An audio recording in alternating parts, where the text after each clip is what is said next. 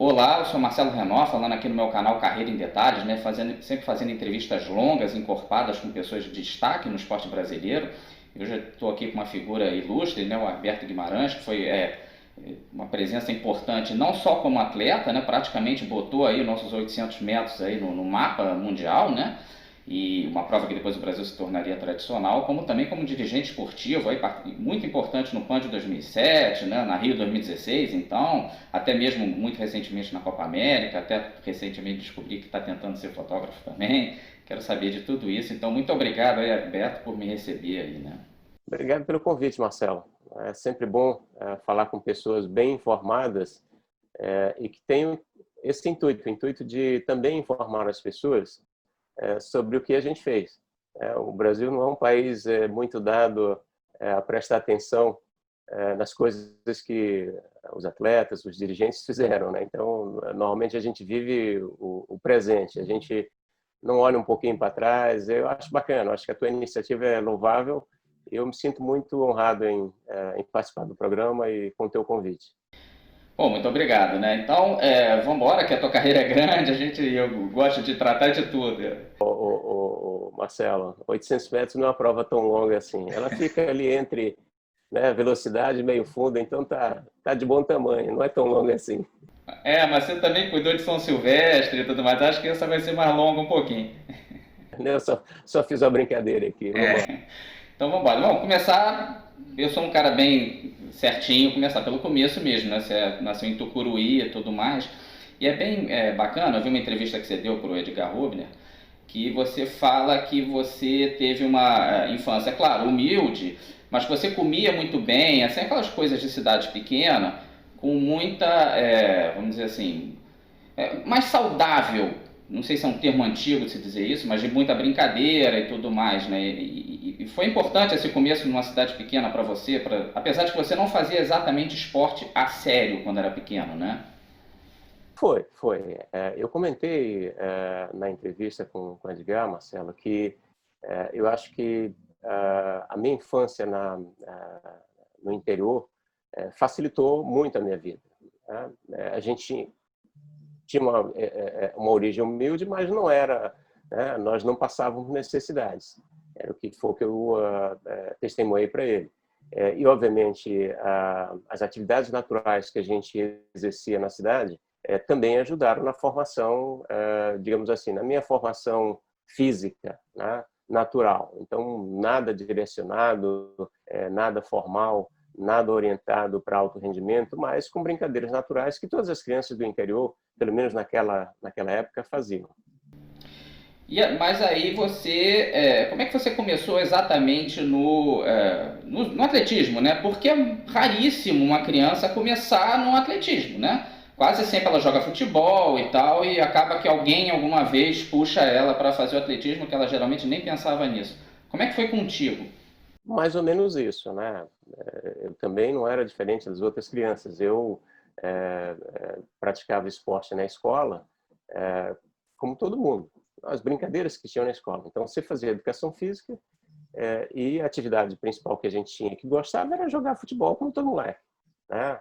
E foi através da escola, das aulas de educação física que o atletismo me encontrou e eu encontrei o atletismo.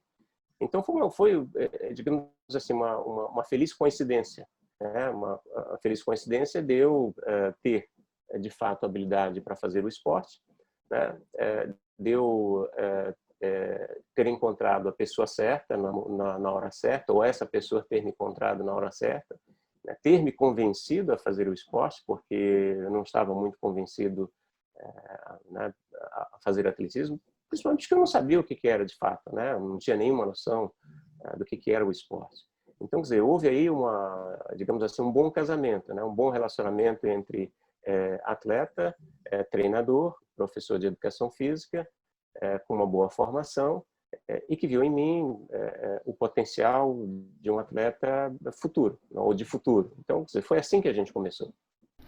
E até quem foi essa pessoa, né? O primeiro, vamos dizer, o primeiro Alberto da tua vida, né? Como é que era o Alberto? O professor Alberto Duarte de Oliveira era o coordenador de educação física da Escola Técnica Federal do Pará, era professor universitário também, né? E já tinha uma equipe de atletismo, né? Ele formava atletas que competiam representando o Pará em JEBs, em campeonatos brasileiros, nos troféus Brasil, né? Então, isso, quer dizer, facilitou a minha vida. Eu entrei para trabalhar com um treinador que já tinha experiência, né? Com uma boa formação como treinador e como professor de educação física. Se o Alberto não tivesse existido, eu sei que é pergunta esquisita, mas se ele não morasse lá ou não tivesse descoberto você, você acha que a tua vida teria sido totalmente diferente, não teria seguido o esporte profissional, vamos dizer Com assim? certeza que ela teria sido diferente, tenho certeza, né? Eu acho que essas coisas elas acontecem né, de forma muito natural, muito espontânea, mas assim, certas coisas acontecem na vida da gente porque elas têm que acontecer. Eu acho que essa no caso, né, no meu caso, é verdadeiro. Né? Eu caí literalmente nas mãos de um excelente profissional, de um bom educador, de um chefe de família que soube me orientar. Né? Foi ele que me convenceu a fazer atletismo e foi ele que me convenceu a deixar de fazer as outras atividades né, de brincadeira que eu fazia para me dedicar 100% ao atletismo. A primeira conversa que eu tive com o Alberto, ele falou, olha, tem que treinar todo dia, de segunda a sábado, não pode mais jogar futebol, porque o futebol tem movimentos diferentes do movimento do atletismo e né, vai complicar, pode te machucar. E também assim, não pode beber, não pode fumar e não pode faltar na escola. Então, ou seja, ali você já entendia que a vida não ia ser muito fácil. Mas, assim, acho que o momento que você aceita as regras do jogo, Marcelo, né, para tudo na vida. Né? E aí você tem, de fato, que trabalhar para fazer com que as coisas cada vez mais sigam adiante, que você melhore e tudo. Mas eu acho que tudo realmente é você aceitar. Você aceita a regra do jogo, cumpre o combinado e deixa o resto acontecer. Pois eu acho que se fala muito assim de talento natural do atleta e tal, já entrevistei alguns, né, já de renome no Brasil aqui, mas eu acho que é muito mais isso que você acabou de falar, né, de você comprar a ideia e cair dentro, né, eu acho que o cara muito talentoso e preguiçoso não vai para frente e o cara que acredita no técnico, eu acho que é muito o conceito do técnico fazer o atleta, né, o cara trabalhar ali com a matéria-prima. Certamente. Mas eu acho que isso aí, se você tirar do esporte e esse mesmo conceito e aplicá-lo em outras áreas, eu acho que ele também é verdadeiro. Né? Vai para uma universidade, você pode ser um cara brilhante, um estudante brilhante, mas se você não tiver a fim de fazer as tarefas como deve ser feito, né, de se aplicar, de querer usar aquele potencial que você tem para ser melhor do que os outros, você vai continuar na mediocridade. Você vai continuar ali, ou pelo menos ali na faixa intermediária. Quer dizer, para ser bom em qualquer coisa, você tem que ir além. Além do que pedem para você, além do que esperam de você, né? E além do que você mesmo estabelece para você. Você sempre tem que querer fazer um pouco mais. Né? Estudar. Te mandaram estudar 2 horas? Estuda 3. Né? Te mandaram treinar 2? Treina um pouco mais, entendeu? Então, dizer, as coisas são muito parecidas, não são diferentes não, viu, Marcelo? Só tem sucesso em qualquer coisa, em qualquer setor da vida, quem está disposto né, a pagar o preço por isso, ou seja, fazer mais e fazer melhor, né, com mais afinco, ou seja, se tiver que vir à noite para entregar alguma coisa bem feita, você tem que fazer. E o caminho eu acho que é esse. Com certeza. Eu acho assim, curioso vendo a tua trajetória, ela até me lembrou um pouco, sem comparar, tá? Mas a trajetória do Ademar Ferreira da Silva e um pouco do João do Pulo também, no sentido que muito rápido vocês conseguiram destaque. Assim, em um ano, você já conseguiu o recorde brasileiro e acho que em 2 anos o sul-americano. Como que você conseguiu isso tão rápido? Conseguir isso eu acho natural, vamos dizer assim, mas você foi muito rápido. Como é que isso aconteceu dessa forma? Vamos lá, de novo. Eu acho que, primeiro porque eu naturalmente tinha essa condição. tá? Ninguém consegue fazer um crescimento tão grande como eu fiz se não tiver uma condição natural, né? Acho que o segundo ponto é exatamente eu aceitar fazer o que tinha que ser feito para ter o resultado que eu tive, né? E o terceiro e mais importante em todo esse processo é a mão, o conhecimento, entendeu? A competência do treinador que estava comigo. Então, essas três coisas juntas me fizeram dar um salto de qualidade muito rápido e muito grande, né? É assustador, na verdade, né? Porque você sempre leva um pouco mais de tempo para amadurecer. Mas eu acho que eu tive um fator também, Marcelo, que contribuiu muito, né? Eu fiz, como a gente falou no começo da entrevista, eu tive uma vida muito, eu levei uma vida muito natural, né? Eu brinquei muito, eu fiz muita atividade física de forma espontânea, né? Mas eu também acho que tinha um segundo ponto que certamente me ajudou, que foi ter iniciado o atletismo e fazer atletismo já fisiologicamente maduro. Eu já tinha 17 para 18 anos quando eu comecei no atletismo. Então, quer dizer, eu não tive um processo infantil, juvenil, nada disso, né? E quando eu comecei a treinar, o meu organismo já estava pronto para suportar a carga que o Alberto né, propôs para eu fazer.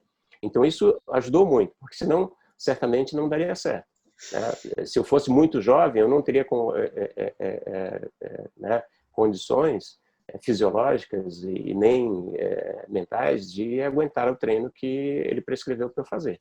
Agora, é curiosíssimo você falar isso, sai bastante da norma, porque normalmente é o contrário, se considera que começar tarde é ruim, né? Que a pessoa, você está com 16 anos e esquece, já passou para você, tem gente que até escuta isso direto. Contigo, você acha que foi uma coisa boa, então? Curioso. Sim, mas de novo, você tem que considerar as provas, né? Sim, claro. A minha prova, eu não tinha nenhum elemento que dificultasse o aprendizado da prova. Se eu tivesse corrido 400 com barreiras, eu deveria demorar muito mais, porque requer um aprendizado da passagem da barreira, a técnica de passagem, de corrida, e por aí fora vai. Salto em distância, salto com vara. Cada uma dessas provas tem uma dificuldade maior, né? Da mesma forma que se a gente for para a natação, o nado livre, você nada, né? Você tem uma técnica de natação, obviamente precisa ter uma boa técnica, mas ela é muito menos difícil fazer o nado livre do que costa, borboleta, peito, qualquer um desses outros, que demora mais tempo para você aprender o movimento. Então, o judô, por exemplo, demora muitos anos para você, digamos assim, automatizar aqueles movimentos todos, né? Aquelas técnicas todas. Então, por isso você tem que começar mais cedo. A minha prova é uma prova, digamos assim, natural. Você tem que correr, né? E aí, obviamente, você vai aprendendo a correr a prova, mas mais do que isso, você vai educando o teu organismo em relação ao nível de exigência da prova. A prova de 800 metros é uma prova muito dura, né? Porque ela é uma prova rápida, mas, ao mesmo tempo, ela é um pouco longa, né? São 2 voltas. Não são 400 metros e não são 1.500 metros. Ela está ali no meio. Então, você tem que ter a velocidade de um corredor de 400, não para correr os 400 livres, mas porque você precisa desse tipo de velocidade. Você precisa ter, né, um organismo bom o suficiente para ter uma rodagem, ou seja, fazer quilometragem parecido com um corredor de 1.500 metros, mas você corre uma prova mais curta, né, que faz com que você tenha a habilidade de acelerar, desacelerar durante o período da competição e no final, se você realmente é um bom corredor, ainda tem uma reservazinha para um sprint final, que essas são mais ou menos as características dessa prova. Mas você não é só um corredor, não foi? Só de 800, você também correu 400, você fazia 4 por 400, inclusive em mundiais e tal, em Olimpíada, e também 1.500. Você fez um pouco dos três. Como é que você lidava com isso? Na época que eu corria, era comum um corredor de 800 metros correr 1.500 metros. Sim. Né? Se você pegar os grandes corredores de 800 e 1.500 metros da minha época, fazia os dois. Eles corriam bem as 2 provas. Sempre tem uma prova de preferência, né? A minha, no caso, era os 800 metros. Eu nunca fui um grande corredor de 1.500 metros. Eu acho que até tinha potencial para correr 1.500 metros. Mas, no fundo, eu detestava a prova. Né? Assim, eu acho que psicologicamente a minha cabeça estava pronta para correr 2 voltas. Né? Eu corri uma volta bem e muito rápido, uma prova de 400 metros. Né? Nós fomos finalistas de Jogos Olímpicos, 5º lugar em Jogos Olímpicos, correndo 4x400. Corri Jogos Pan-Americanos, medalhista de Jogos Pan-Americanos, medalhista de prata de Jogos A Pan-Americanos. gente vai chegar lá, exatamente. Exatamente. Então, assim, mas você tem uma prova de preferência. A minha era os 800 metros. Então, nessa época, a gente conseguia correr mais as 2 provas. Hoje, os atletas são mais especialistas, ou em 800 ou em 1.500 metros. Né? As provas são bem diferentes agora. E você ali em 76 viu, imagino, pela TV, o Alberto Rantorena nos 400 e nos 800, né? Nessa época você já imaginava disputar os Jogos de Moscou? Você já tinha isso no seu horizonte? Sim. A gente era muito criticado, eu digo a gente, tanto o Alberto quanto eu, porque quando nós vimos do Pará, né, para o Rio ou para São Paulo ou para qualquer outro lugar do Sul, Sudeste competir, o Alberto sempre dizia que ele estava me preparando para competir nos Jogos Olímpicos, nos Jogos Olímpicos, né, em Moscou. Né. E as pessoas, Pará, você é maluco, tá, bom, assim, sempre há uma desconfiança, mas a gente sempre teve esse propósito, né? E o mais curioso também, Marcelo, já em 76, nos Jogos de Montreal, eu já tinha feito índice, né? E aí, quer dizer, eles me deixaram em casa porque era muito jovem, eu não tinha experiência e tal, aquela coisa toda, né? A gente ficou chateado, mas eu até aceitei isso, porque era muito cedo para mim. Eu tinha começado a minha carreira de 74 para 75, e em 76, com o recorde, eu já tinha que sair para os Jogos Olímpicos. Né? E não consegui entender também por que não foi, porque se eu bati o recorde brasileiro e era melhor do que o atleta brasileiro que foi aos Jogos de 76, então a vaga deveria ter sido minha. Mas não fui, não teve problema. Né? E também isso não me traumatizou, não tive nenhum problema com relação a isso. A gente aceitou isso com naturalidade. E nos ajudou na progressão do trabalho para Moscou. Então eu acho que a gente fez o caminho certo também. Nós não precipitamos absolutamente nada. Mas esse absurdo, bem ou mal é um absurdo você ter o índice não ir, muitas vezes era por contenção de gastos e tal, né?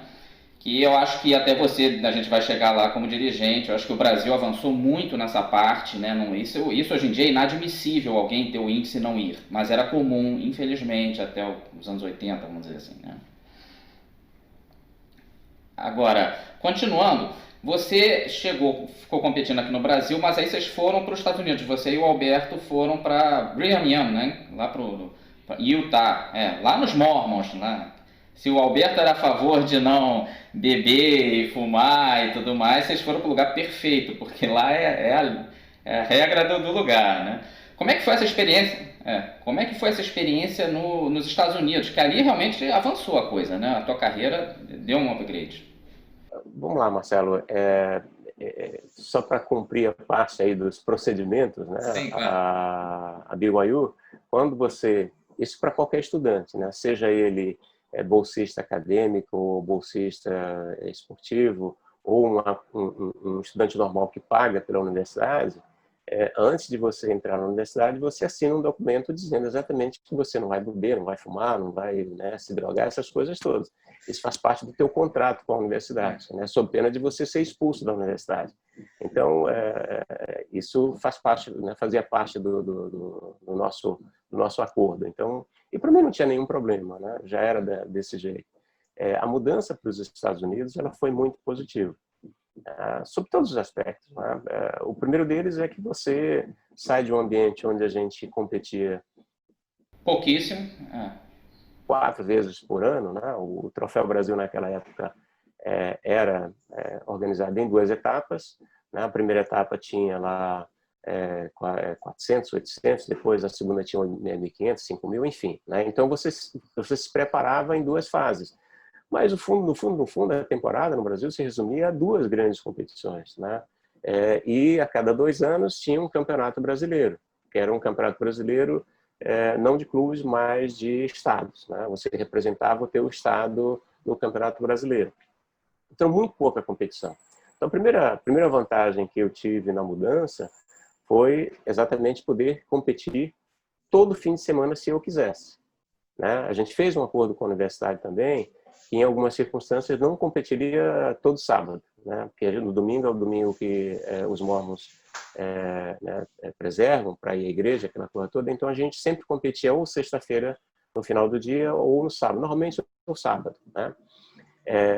Para poder ter uma flexibilidade e poder fazer os treinamentos que a gente tinha desenhado para fazer, tá?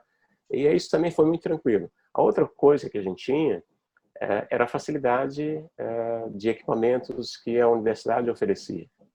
Então, nós tínhamos uma pista indoor de 300 metros, e obviamente muito necessária num lugar tão frio quanto Provo, Utah, mas nós tínhamos um estádio também maravilhoso, né? E todas as necessidades, assim, todas as facilidades que um atleta de alto rendimento precisa. Fisioterapia, se precisasse, a gente tinha cuidado médico. Então, ou seja, eu saí de uma situação onde a gente não tinha absolutamente nenhuma dessas coisas, treinávamos numa pista de terra, não tinha acompanhamento médico, né, nenhum, não tinha facilidade nenhuma, não tinha equipamento nenhum, as competições eram raras. Em Belém, quando eu competia com os meus colegas, né, e ali eu só vim saber o que era um time trial muito depois, né?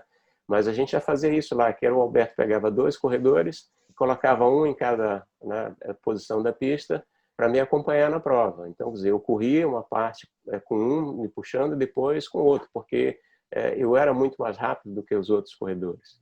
Então, isso facilitava. Então, a gente fazia esse tipo de apronto com uma sequência, a cada 15 dias a gente fazia alguma coisa para ter ritmo de competição.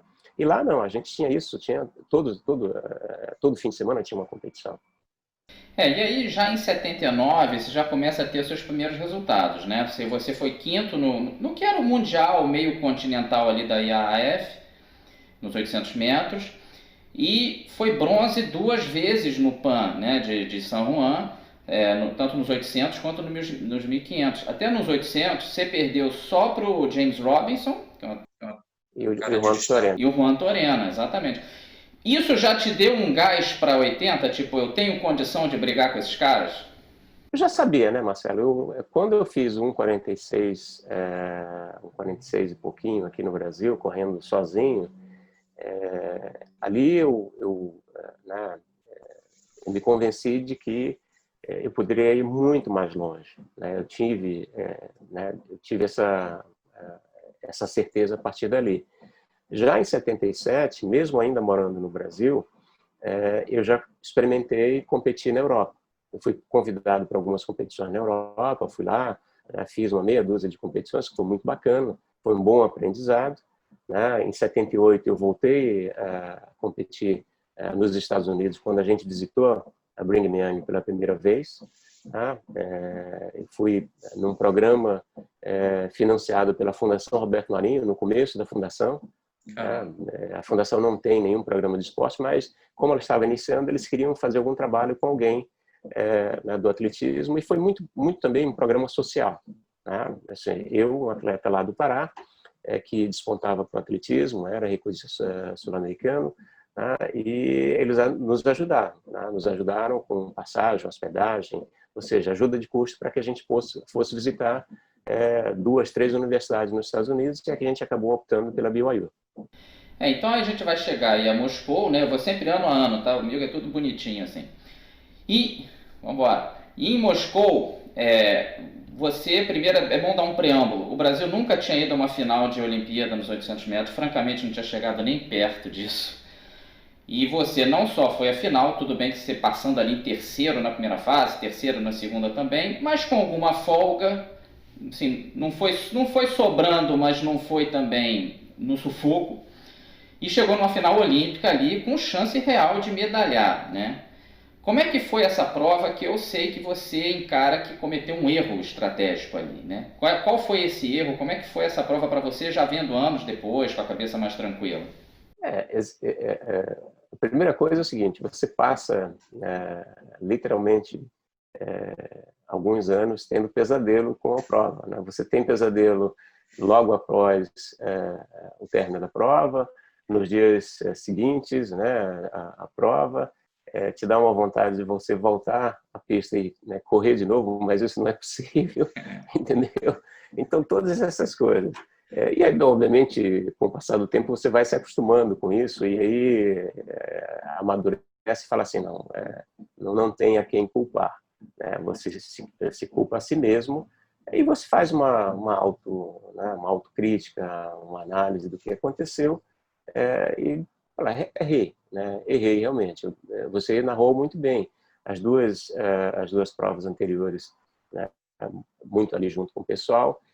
Mas o interessante, Marcelo, assim, eu treinei muito nos últimos 45 dias antecedentes aos Jogos de Moscou, aquele tipo de prova, né? Fazendo repetições na pista, correndo a primeira parte do treino mais lento e o final sempre acelerando, acelerando, acelerando. Então, dá um exemplo, né? Da tiro de 400 metros. Então, eu corri os primeiros 200 metros para 30 segundos, que é muito, muito lento, né? Mas, em compensação, corria para 25, os últimos 24, 25, os últimos 200 metros, que foi mais ou menos o que aconteceu em Moscou, né? Se a gente pegar a primeira volta, nós corremos para 54 e alto já, e a última volta foi para 50, né? 50 ponto pouco, ou seja, muito rápido, né? Só quem conhece a prova ou quem entende um pouco do atletismo sabe a diferença entre correr a primeira volta para 54, 55 e a segunda para 50 segundos. E o erro estratégico foi justamente não ter seguido o pelotão logo depois da primeira volta. Porque o erro que eu cometi, o primeiro erro de estar puxando a prova, ele até é aceitável, porque a prova estava num ritmo muito lento. Era uma prova de 54 segundos, bem, bem tranquilo, todo mundo estava ali, como a gente fala, estava cozinhando, né? Um esperando pelo outro para ver o que ia acontecer. Quando a gente termina a primeira curva e começa um movimento de ataque à prova, primeiro pelo Kirov, depois o Ovet e o grupo começa a andar mais rápido, que também era uma coisa esperada e natural, naquele momento eu deveria ter seguido, porque eu estava na raia 1, né? Eu não precisava fazer força, eu só precisava continuar seguindo junto com eles, né?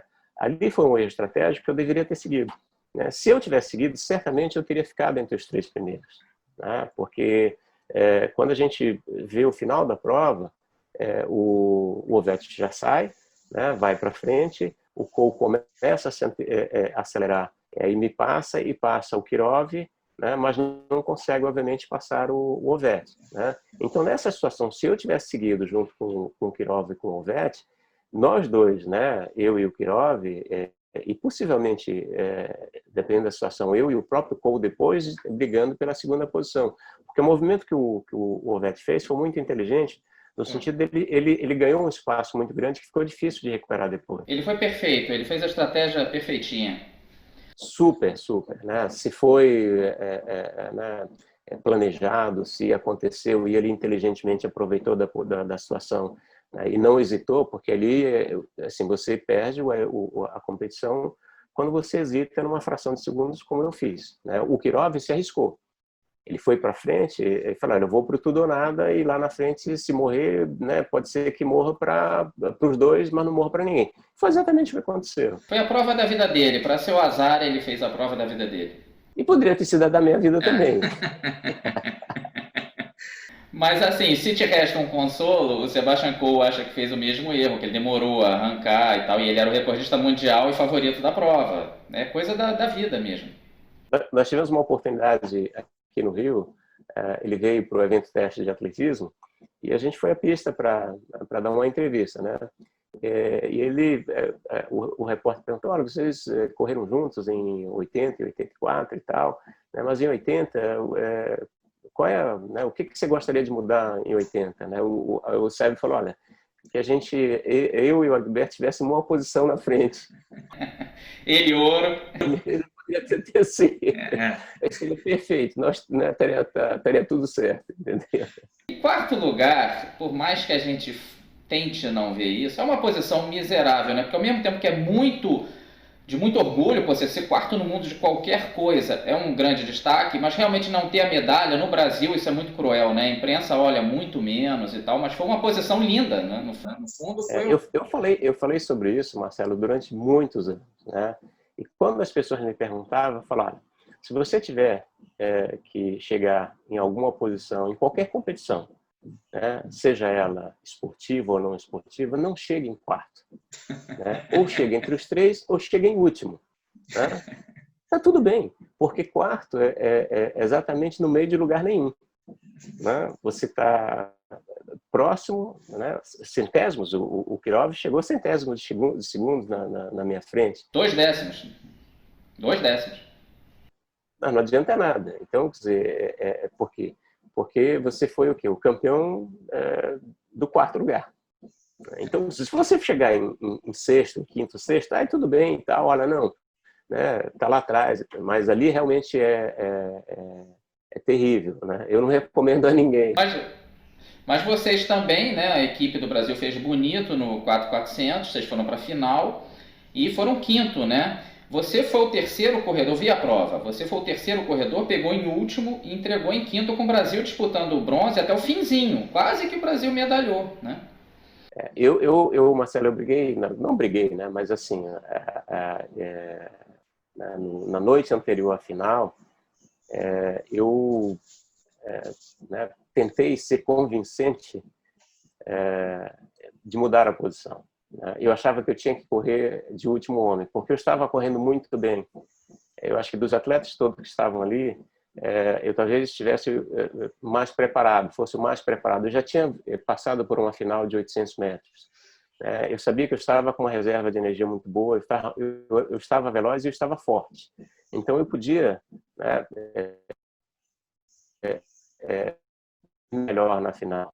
Mas aí também não ia adiantar muito, talvez, porque talvez a posição que eu recebesse o bastão não me permitisse fazer a mesma coisa que eu fiz na posição que eu estava. Pegar o bastão lá atrás e entregar entre os 3, 4 ali na frente, né, em condições do atleta brigar. Então, assim, especular sobre coisas que já passaram, né, é a famosa frase, né, engenheiro de obra pronta. É fácil, né? Consegue encontrar defeito em tudo. Então, eu acho que a gente fez, o Brasil teve uma boa participação, os atletas todos correram muito bem, a equipe correu super bem, os garotos todos que competiram comigo, a gente não tem do que se queixar, cada um de nós voltou para casa com um diploma de quinto lugar, que não é uma coisa simples, né? Não é digamos assim, é uma realização para cada um, né? Para qualquer um. Então acho que foi bom, foi legal, sim. Acho que a gente deu uma boa contribuição para o esporte brasileiro com a participação que nós tivemos. Ou seja, o Brasil passou a ser olhado pelas pessoas e pelo mundo do esporte no atletismo de forma diferente a partir dali. Sim, com certeza. Você foi importantíssimo para botar o Brasil no mapa em termos de atletismo de pista. Que a gente não tinha tradição quase não. A gente tinha em saltos, claro, Ademar, Nelson Prudêncio, João do Pulo. Mas em pista, muito pouco e você foi fundamental. E até para já emendar, você, claro, com o tempo foi trocando de treinador, saiu de um Alberto para outro, né? Foi para o Luiz Alberto de Oliveira. E para treinar até também, não só com o Joaquim Cruz, que era cria dele, como também com o Zequinha Barbosa, né? Como é que foi essa transição de um Alberto para outro? Foi natural? Teve alguma briga ou foi tranquilo? Não, absoluta, absoluta, né? Eu entre 81 e 83, eu já via muito pouco o Alberto, porque eu tinha mudado, né? E aí a gente ficou treinando à distância, né? Diferente de hoje, né? Hoje eu poderia ter continuado a treinar com o Alberto sem nenhum problema, porque o que a gente está fazendo aqui eu poderia fazer com ele, inclusive na pista. Você bota uma câmera lá na pista, ele fica me vendo, faz as correções, não tem problema nenhum. Ainda assim é difícil, mas a transição foi né, absolutamente zero de problema. O Alberto também já questionava eu estar treinando com ele à distância, né? Porque ele também não gostava. Em 83, que foi a primeira temporada que o Joaquim e o Alberto fizeram, o Luiz Alberto fizeram competindo na Europa, eu já fazia isso há mais tempo. Eu fui como se fosse o Big Brother dele, não o Big Brother da televisão, mas o que leva o irmão mais jovem junto, para ajudar a fazer a ambientação, a apresentar para as pessoas. E foi o que a gente fez. Quer dizer, ficamos lá um mês e pouco viajando juntos, vivendo no mesmo lugar, ou no mesmo centro de treinamento, ou no mesmo hotel. E aí eu decidi que era o momento de mudar. Conversei com o Alberto aqui no Brasil e conversei com o Luiz. E a primeira orientação do Luiz foi exatamente falar: Alberto, você tem que falar primeiro com o Alberto, né? Porque eu conheço o Alberto, a gente tem um relacionamento e tal, não tem que ter problema. Luiz, não vai ter problema nenhum, eu vou fazer isso. Fiz. E aí, no final de 83, eu me juntei ao Joaquim, o Zequinha também foi junto comigo, nós literalmente viajamos juntos, no mesmo voo, fomos para os Estados Unidos. Nós fomos aos Estados Unidos, eu e o Zeca, patrocinados pela Ultra Credit Club. O Joaquim, a partir daquele momento também, começou a fazer parte do grupo, do nosso grupo, e patrocinado pela mesma empresa. E nós três treinando debaixo dos cuidados do mesmo treinador. E eu acho que é importante a gente dizer também, as pessoas talvez não saibam disso. Apesar de nós três treinarmos com o Luiz, a gente não treinava junto. Cada um treinava num horário diferente. O Luiz desenhava um treinamento para cada um de nós, né? E ele marcava um horário, né? O Joaquim podia, dependendo das aulas que ele tinha na universidade, ele poderia ser o primeiro a treinar, ou eu, né? Ou o Zeca, ele ia fazendo um rodízio entre nós. E ele tinha outros atletas também. Os atletas americanos era a mesma coisa. Os atletas americanos que treinavam com o Luiz, todos também treinavam em horários diferentes. A gente não treinava aquele bando de gente junto. O que é comum nos Estados Unidos, no Quênia, o Luiz tinha um método diferente. Você tem que ir lá fazer o treino, né, o seu treino por sua conta. O ritmo é seu, não é do outro. Até em percurso, a gente é muito difícil. Só quando a gente ia fazer um passeio no parque, literalmente, né, uma corrida leve, suave, que não era para tempo, a gente corria junto. Mas fora isso, era cada um fazendo o seu treino. Treino de rampa, de montanha, todo mundo sofrendo lá no seu pedacinho, entendeu? Porque o que o Luiz não queria? O Luiz não queria que a gente ficasse competindo um com o outro no treinamento, o que faz muito sentido também. E você se dava muito bem com ele, né? Vocês têm um lado um pouco parecido, de ser metódico, pessoas certinhas e tudo mais. Tinha isso? Sim. O grupo era muito bom, né, Marcelo? E assim, ser o pioneiro e ser o mais velho tem lá algumas vantagens também, né? Você acaba sendo um pouco de referência para os outros, né? Você vira ali, não digo um conselheiro, mas você acaba tendo um pouco mais de equilíbrio para conversar, entendeu? Para lidar com as situações. Com o próprio Luiz, né? O Luiz, eu e o Luiz sempre tivemos um relacionamento muito bom. Frequentava a casa do Luiz, ele frequentava a minha casa, tudo. Eu, né, por ter vivido um pouco mais, consegui ajudar um pouco mais os mais novos também, baseado na experiência de vida que eu já tinha nos Estados Unidos. Sim, aí vamos continuando aqui na tua carreira, né? Você chega em 1983, onde você detona no PAN, né? Você ganhou 2 ouros ali, você é bicampeão pan-americano, nos 800 e 1500. Você deu um upgrade, né? Dos bronzes de 79, você virou ouro em 83. E teve um lado curioso que na prova de 800 você teve um esbarrão que eu vendo agora não vejo culpa tua, mas os venezuelanos te odiaram, que sem querer o William Wick, na minha opinião sem querer, o William Wick caiu no chão e você ganhou a prova, até o Zequinha foi segundo, foi uma dobradinha brasileira. E a partir daí você começou a ser vaiado lá. Como é que foi lidar com essa ira do público lá? Foi tranquilo para você? Você já era mais experiente ou realmente incomodou um pouco? Não, o incômodo foi muito mais no sentido de, por exemplo, as pessoas que estavam vaiando, elas certamente fizeram o que elas fizeram como uma torcida de futebol faz, por paixão. Né? Você não está fazendo aquilo olhando com a razão. Né? Você não tem um olhar desse jeito. Você tem porque, olha, era o herói da casa, competindo, esperança de medalha, blá, blá, blá, aquela coisa toda, né? Mas, assim, até ali, em nenhum confronto que eu tinha tido com o William Wyke, eu jamais tinha perdido. Eu tinha resultado técnico melhor do que ele, né? E ele sabia disso. E nós sempre tivemos, eu e ele, um relacionamento absolutamente, né, fantástico, de amizade, de companheirismo, que a gente se encontrava nas competições na Europa, mesmo depois. Mesmo depois, né? Ele não ficou chateado disso? Não, acidentes de corrida. Então, de corrida. Eu, assim, no Universidade de 79, no México, eu era o franco favorito, né? E estava na frente nos 800 metros e sofri uma queda muito parecida com aquela, até pior, porque eu estava na frente, eu não estava no bolo, né? E um atleta americano, né,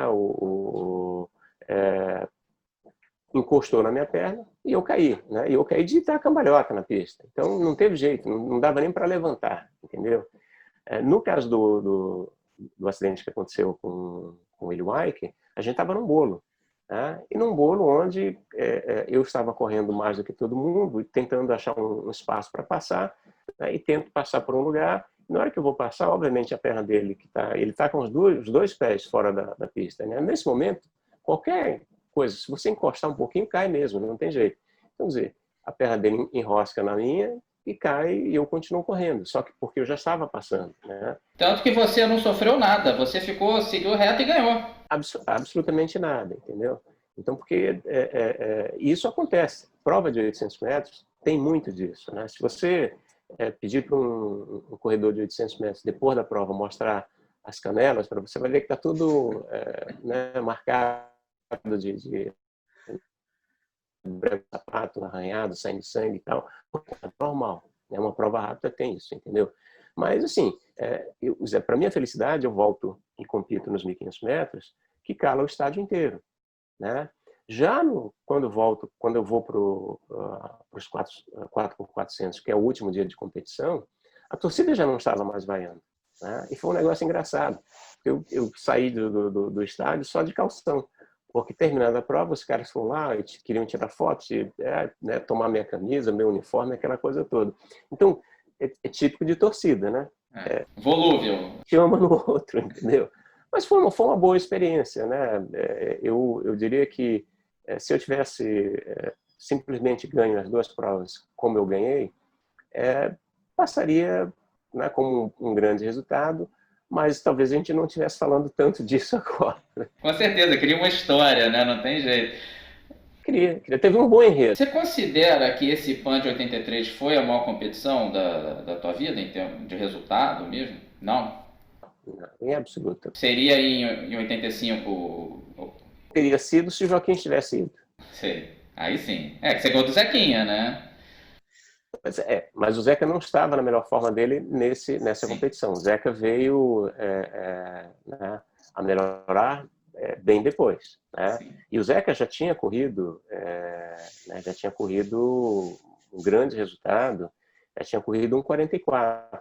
O Zeca ganhou de mim, do Zé e do Joaquim na eliminatória para o Campeonato Mundial de Helsinki em 83. Exatamente. E as pessoas nem se lembram disso. O Zeca, lá no Ibirapuera, correu 1:44, eu e o Joaquim correndo a vera. Não foi, né, que a gente foi lá para deixar o Zeca de nada. Né? Teve todo o mérito, fez o melhor resultado dele ali, foi para o Mundial com um resultado espetacular, de 1:44, né, mas não conseguiu reproduzir esse resultado lá. Tanto é que ele não foi à final. Que você foi. Fui à final, eu e Joaquim. E o Joaquim foi bronze, né? Eu fui sexto. Exatamente.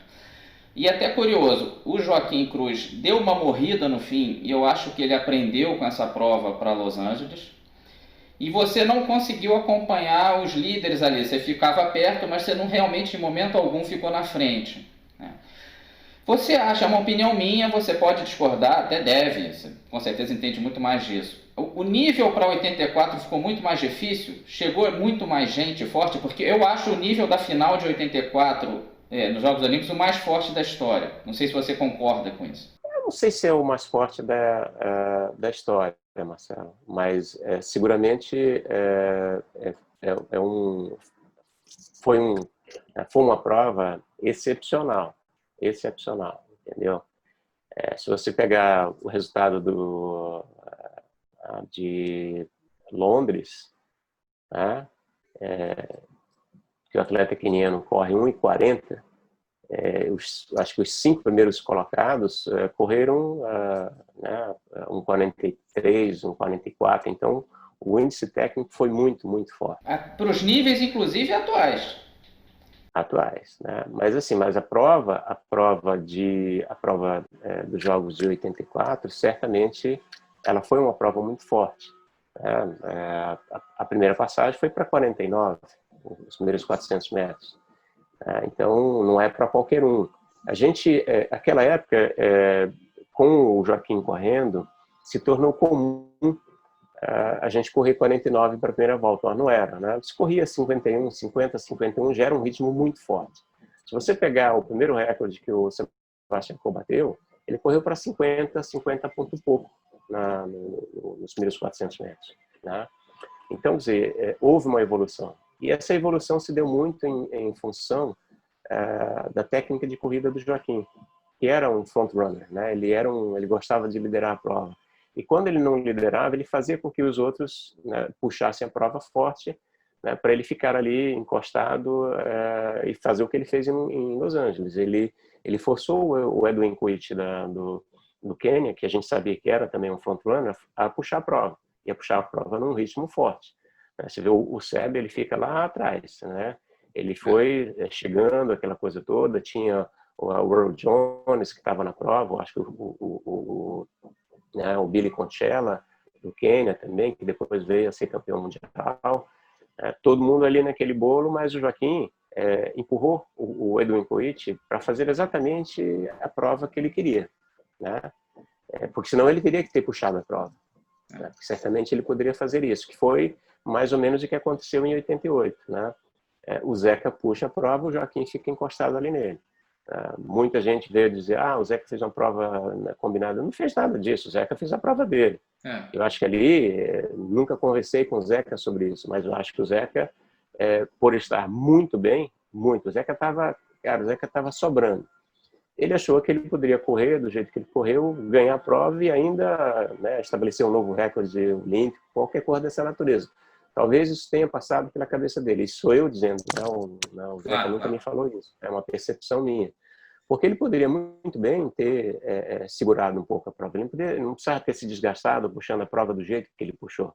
Porque quem faz a prova que ele fez sempre sofre um desgaste maior, entendeu?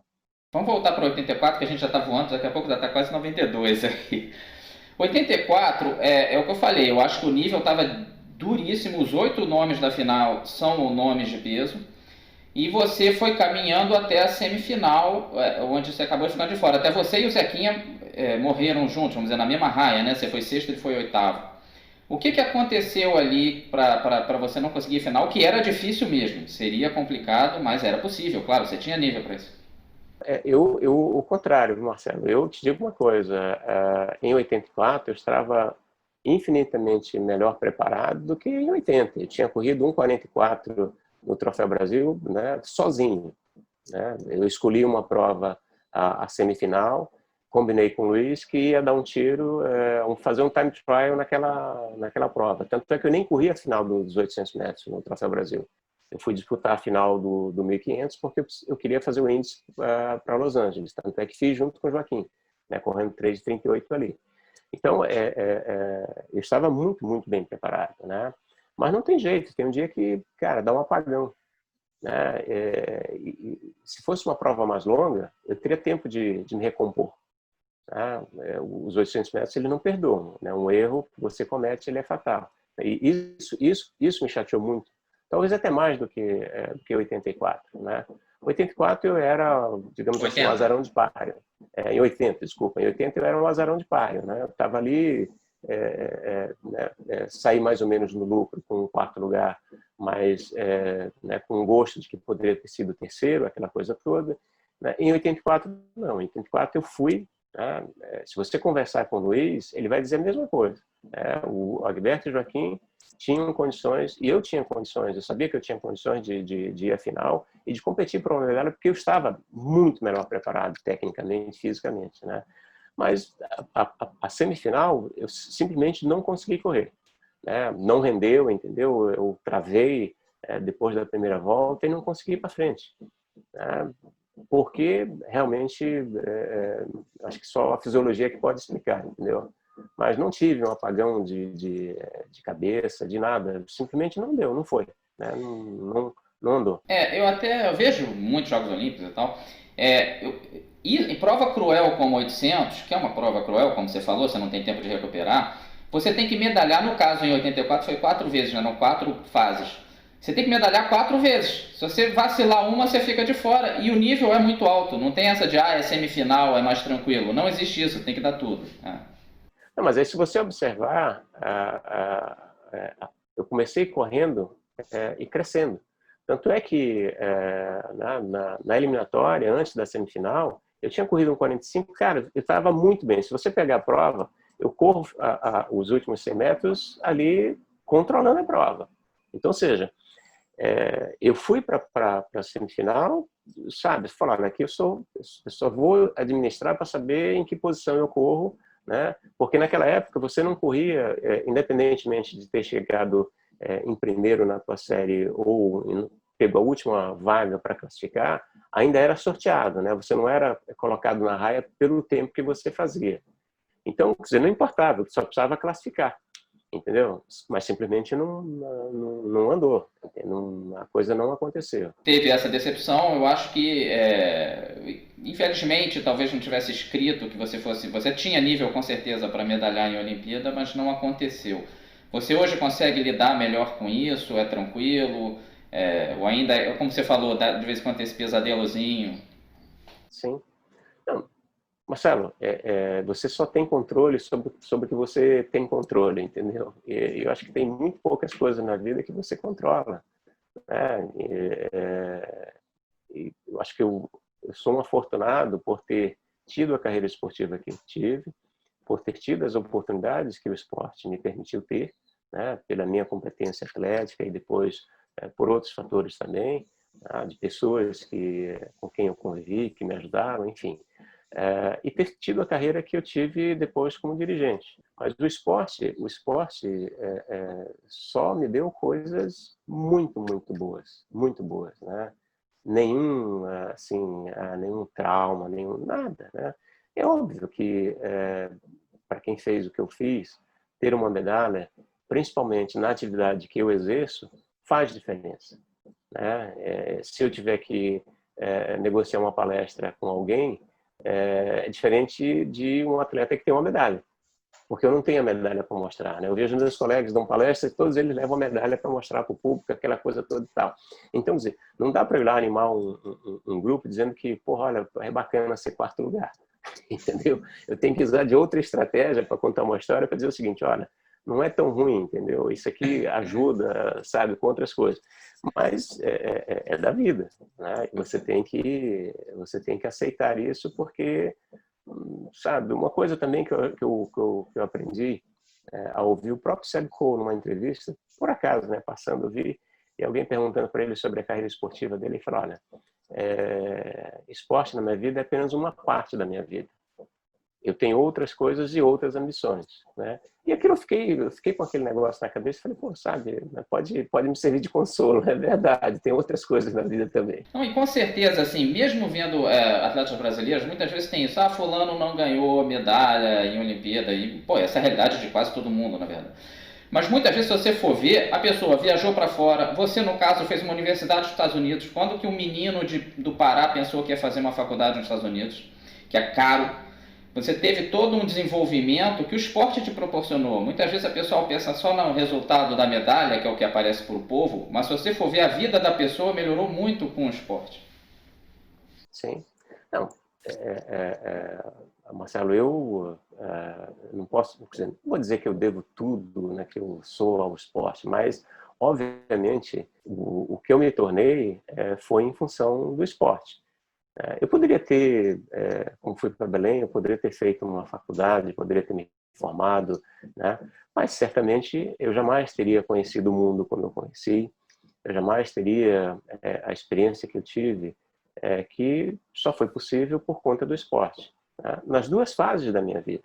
Como atleta, você viaja o mundo inteiro, você conhece outros países, conhece outras culturas, você aprende um pouco mais e a tua cabeça, obviamente, abre para tudo, né? Você tem uma percepção das coisas e do mundo de forma muito diferente quando você viaja, né? E principalmente viajando nas condições que eu viajei. Você, no fundo, você tem um gostinho também do estrelato, porque você é tratado de forma diferente pelas pessoas que te recebem quando você vai para uma competição, tá? Então, quer dizer, isso é muito bacana, isso faz muita diferença na vida da gente. E, obviamente, que o esporte abriu as portas do mundo para mim, né? E na minha carreira, né, pós-esporte, seguramente, eu poderia até ter virado um dirigente esportivo, tá? Como várias pessoas que nem praticaram esporte, ou pelo menos não praticaram esporte de alto rendimento como eu fiz. Mas não seria a mesma coisa, eu não teria a mesma percepção, o mesmo feeling com relação ao que precisa ser feito para organizar um evento, né, para tratar da carreira de um atleta, para fazer a gestão de uma organização esportiva. Então, quer dizer, esse background eu devo unicamente ao esporte. Com certeza. Vamos só terminar a sua carreira esportiva para a gente ir para de dirigente. Você foi bronze em Canberra em 1985, aqueles mundiais continentais que tinham até recentemente, né? Um resultado de expressão, pô. Né? Você ficou ali na frente do Wagner, do Rob Druppers, do John Marshall, você vê. Um troço sério, né? Você considera talvez esse então o maior resultado, já que você respondeu aí? Em termos de medalha, sim, né? E principalmente porque em 84 eu terminei a temporada muito bem, tinha corrido 1,43 duas vezes, corri algumas vezes abaixo de 1,45, né? E quando a gente inicia a temporada de 85, eu machuco o joelho, né? Então tinha lá uma dorzinha no joelho que toda vez que eu começava a correr, inchava o joelho, né? E daí eu fiz uma cirurgia, né? Fiz uma cirurgia no começo do ano, mas eu estava tão bem fisicamente que, assim, em 3, 4 semanas eu voltei a treinar. Perdi um pouco da temporada, mas como a Copa do Mundo de Canberra foi mais para o final da temporada, isso me beneficiou.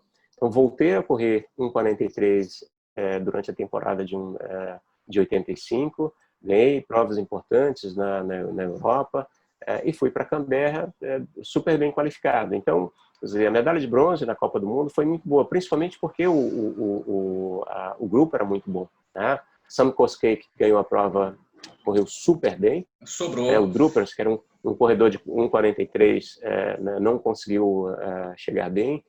E ali a gente tinha digamos assim, dá para dizer que a gente tinha um grupo de elite correndo 800 metros naquela prova. Com certeza. O Kalinkin foi prata. E você, eu vi essa prova, você correu o tempo todo encaixotado. Eu acho até que você fez um certo milagre ali de sair do caixote na hora perfeita. Dessa vez você acertou a prova. E fez o sprint final ali.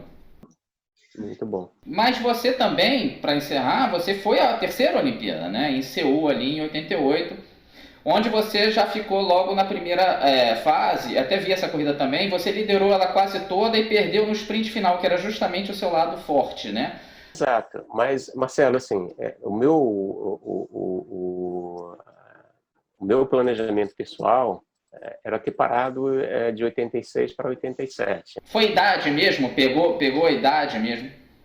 Não, não, não. O esporte individual, você faz, pelo menos a motivação que eu tinha, e certamente foi a mesma que tinha o Joaquim ou a Zequinha, você compete primeiro contra você mesmo, né? Você precisa ganhar de você mesmo.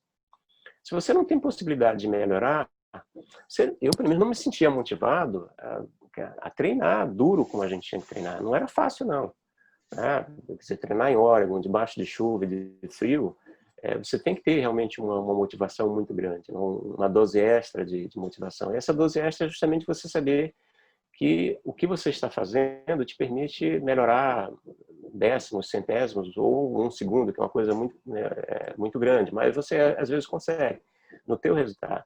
Se você não tem essa motivação, pensar em fazer atletismo, e treinar para pagar as contas não era o que eu queria fazer, né? Não me motivava, porque eu nunca fiz atletismo para ganhar dinheiro, eu fazia por prazer mesmo, eu gostava do que eu fazia, né? O resto, quer dizer, os resultados me permitiam ter acesso a essas outras coisas, a prêmios e tudo mais.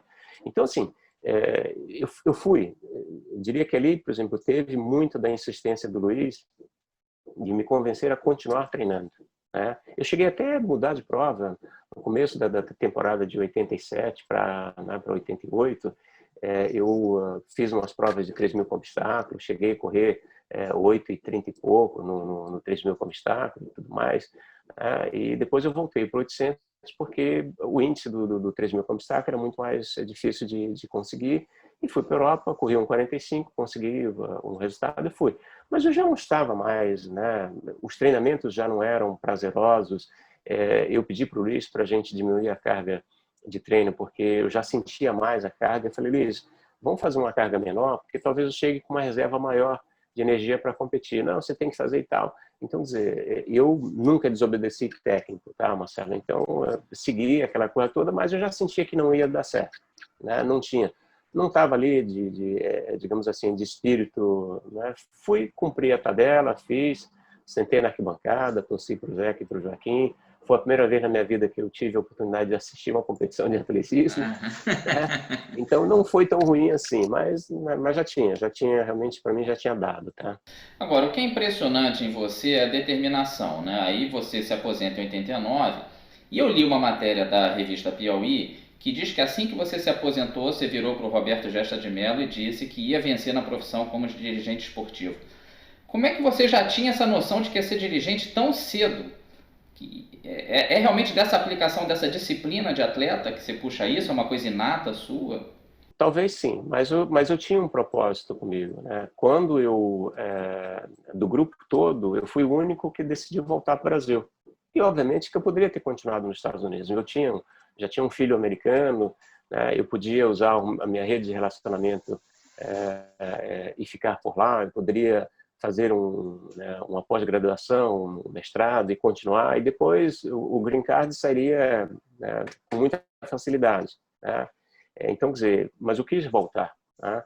Quando eu falei para o Dr. Roberto que eu iria fazer isso, foi porque eu o chamei para dizer que naquele dia era a última vez que eu ia competir, né, no Troféu Brasil, e que queria dizer para ele, como presidente da confederação, com uma pessoa que eu tenho maior consideração e respeito, que eu estava me aposentando naquele dia. Eu não tinha feito nada disso antes, eu não fiz nenhum anúncio, nada. Eu comuniquei a duas pessoas, ao Vitinho Malzone, que era o presidente do meu clube e o meu patrocinador. Eu fui ao escritório e disse, olha, Vitinho, amanhã é o último dia que eu vou competir. Eu resolvi que está na hora de parar, aquela coisa toda e tal. Aí falaram, mas porra, Libertar, você não quer esperar um pouco mais? Né? Muda de prova, cara, você ainda está bem, você está competindo bem.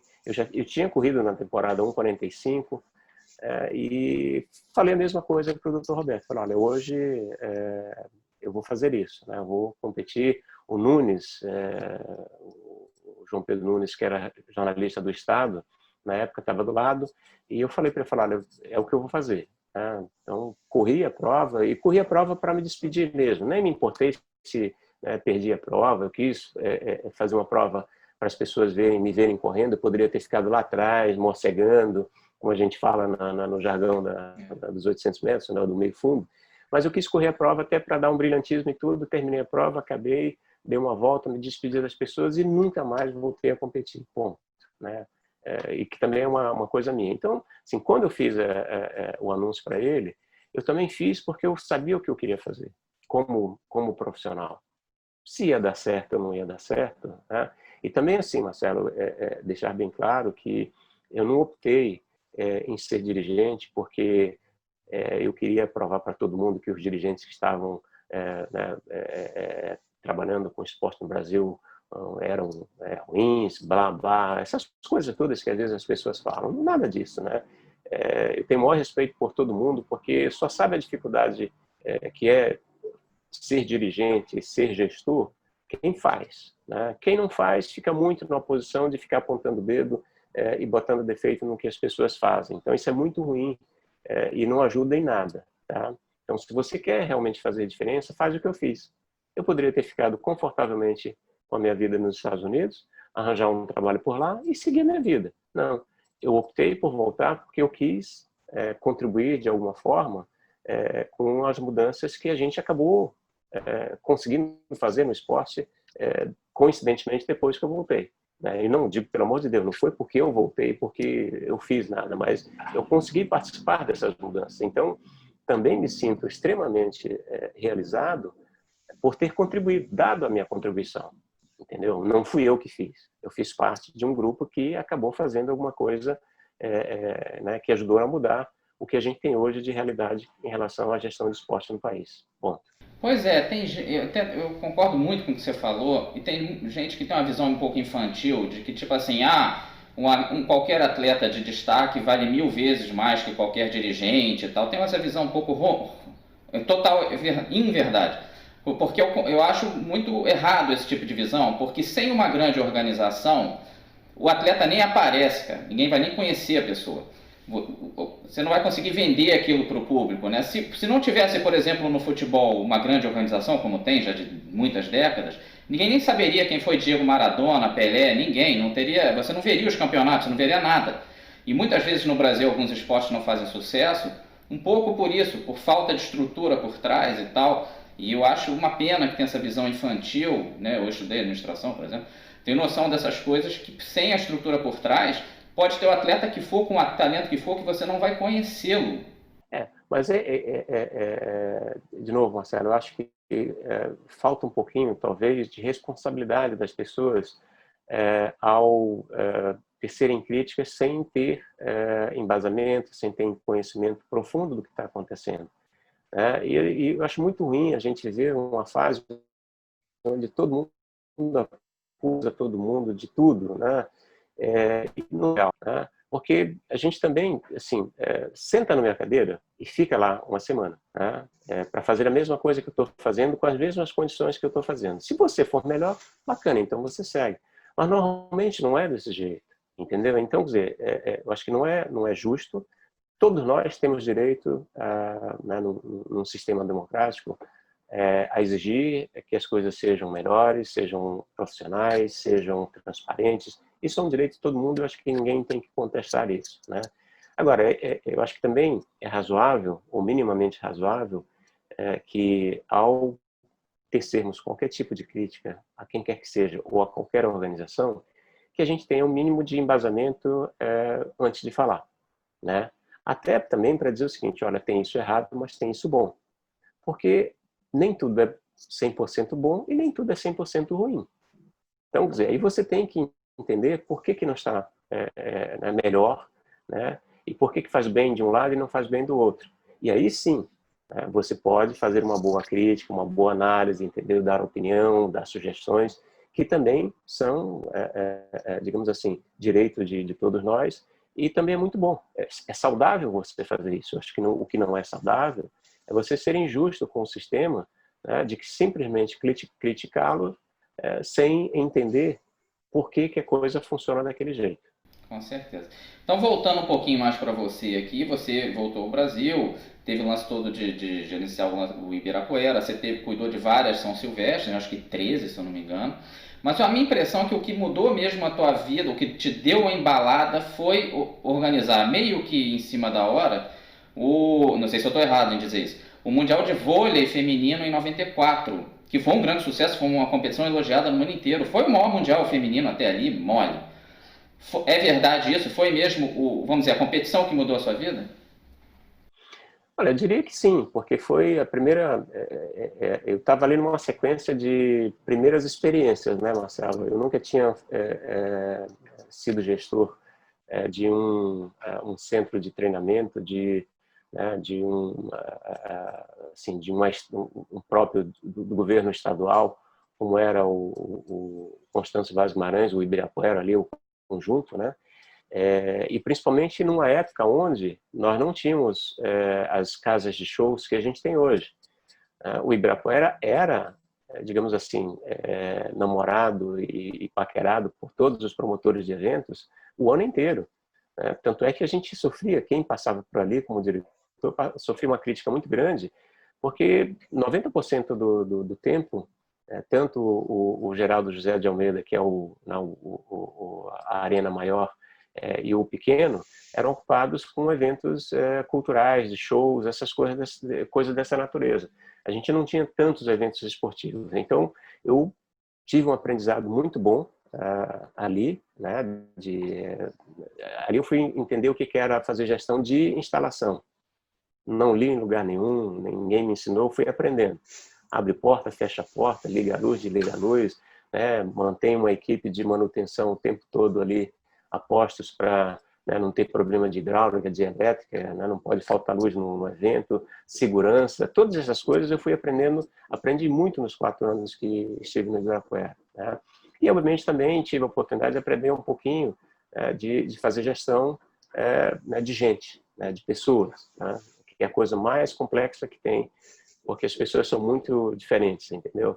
Então foi muito bom. E aí tive, obviamente, a oportunidade de conhecer o presidente Nussmann, ainda presidente da Confederação Brasileira de Voleibol, com a proposta de realizar lá no Ibirapuera, no Constâncio, o primeiro campeonato mundial de vôlei feminino, e nas condições que o Rubem Acosta e a FIVB queriam, né? Com uma quadra de aquecimento ao lado, né? Para a gente poder fazer o atleta chegar da quadra de aquecimento à arena principal sem contato com o público. E aí entra todas as loucuras que um dirigente do tamanho do Nussmann acaba pensando, né? Então a gente construiu ali a toque de caixa, uma instalação temporária que depois virou permanente, né? A gente mandou construir uma estrutura metálica fora de São Paulo para cobrir uma quadra externa. Montamos ali as paredes de tijolos, fizemos uma arena indoor, fizemos circulação de ar, colocamos o piso construímos uma ponte sobre, né, a passarela ali, a parte de estacionamento. Uma ligava a quadra de treinamento à arena principal. Os atletas aqueciam, subiam uma escada, passavam por uma ponte, entravam no ginásio e estavam ali, né, no ambiente de competição. Então, quer dizer, e obviamente isso aí me ajudou muito, né? Porque foi a primeira vez que eu participei de uma empreitada tão importante e tão grande como aquela. Então foi muito legal. E a partir daí a minha carreira começa a tomar outros rumos também. O Nussmann passou a confiar muito em você e a gente vai chegar em 3 degraus que até levar a Rio 2016, né? Não sei se eu estou errado nisso, me corrija se eu estiver. Primeiro, os Jogos Sul-Americanos de 2002, que no Brasil pode não ser grande notícia, mas tem mais peso na América do Sul. E o Brasil herdou em cima da hora ali em 2002, que acho que foi Córdoba e Bogotá, que não aguentaram o tranco e passaram pra gente. E você ajudou a organizar rápido, né? Então, assim, a coisa foi um sucesso e tudo mais, que já foi um primeiro passo pro PAN de 2007, né? Sim. Mas ali também, Marcelo, é importante a gente não esquecer dos outros 3 mosqueteiros, né, que participaram da empreitada, né? Porque quando a gente fala dos 3 mosqueteiros, a gente esquece que são 4, na verdade, né? Então, quer dizer, a única forma da gente conseguir realizar o evento a toque de caixa como nós realizamos e com o sucesso que foi realizado, foi dividi-los em 4 sedes. Sim, exatamente. E essas sedes elas foram estrategicamente escolhidas e acordadas com os respectivos governadores de cada um dos estados. Uma no Paraná coordenada pelo Edgar Rubner, uma em São Paulo coordenada pelo Paulista, né, o finado Paulista, uma no Rio com a maioria dos esportes e coordenada pelo Peri, e a outra em Belém, né? Quem era o coordenador geral desse evento era o Peri. Eu, Edgar e o Paulista, a gente seguia, né, mais ou menos o planejamento que o Peri tinha feito, e nós fizemos ali uma composição de 4 ou entre 4 profissionais que acabou dando muito certo, né? Mas a liderança foi do Peri, Ah, que era o superintendente técnico do Comitê Olímpico Brasileiro à época, com muita experiência, um profissional extremamente competente e que nos ajudou a montar todo o processo, e cada um de nós responsável por sua sede, fazendo as suas entregas. Então foi muito bacana. Seguramente foi, digamos assim, um diploma que a gente adquiriu para pleitear, né, o mestrado e depois o doutorado, que foram os Jogos Olímpicos. O nosso mestrado foram os Jogos Pan-Americanos, né, e depois o doutorado seguramente os Jogos Olímpicos de 2016. então vamos para o mestrado, vamos para o PAN de 2007, que foi um evento que, assim, claro, a imprensa sempre cai matando e sempre cairá com aumento de gastos e tal, mas foi, na verdade, um evento que cresceu muito, tanto quando a gente ganhou o direito de sediar, até realmente sediar, né? Parece que o que seria o Engenhão seria um estádio muito menor. A coisa, o PAN cresceu, o PAN como evento cresceu muito a partir do PAN de 2007 no Rio, né? Como é que foi ajudar a organizar esse evento? Você numa parte vital ali já de gerenciando os esportes, a coisa que mais aparece. Como é que foi isso? Como é que você fazia para dormir? Isso é uma coisa que me deixa curioso. E de não deixar esse estresse te tomar, né, cara? Porque o que todo mundo fala de você é que você é muito minucioso, olha para tudo, olha para detalhes ínfimos. Você gosta de um relatório que conte todo evento mínimo que tenha dentro de cada coisa, né? Como é que você fez para lidar com isso pessoalmente e também para fazer o PAN 2007 ser um sucesso? Foi o maior PAN até aquele momento, tranquilamente. A primeira coisa que, né, assim, Marcelo, a gente aqui não está para julgar absolutamente ninguém, tá? Mas nós tínhamos uma grande liderança, né? Erros e acertos, o Nusma foi um grande gestor. E eu vou parar por aqui, né? Mas assim, o que nós fizemos muito sob a orientação dele, né? Sobre né, a forma que ele exigia que as coisas fossem realizadas, né? Então, pouca gente sabe, mas os Jogos Pan-Americanos antecedentes ao nosso, que foram de Winnipeg... Foi Santo Domingo, Santo Domingo. Não, desculpa, Santo Domingo, né? O Winnipeg foi o 99. anterior, de 99, de Santo Domingo. Muitos esportes não tiveram um manual técnico. Então, quer dizer, você não tinha. O manual técnico ele é fundamental para orientar o chefe de missão, né, ou chefes de missões, em relação a como os procedimentos de cada um dos esportes, né?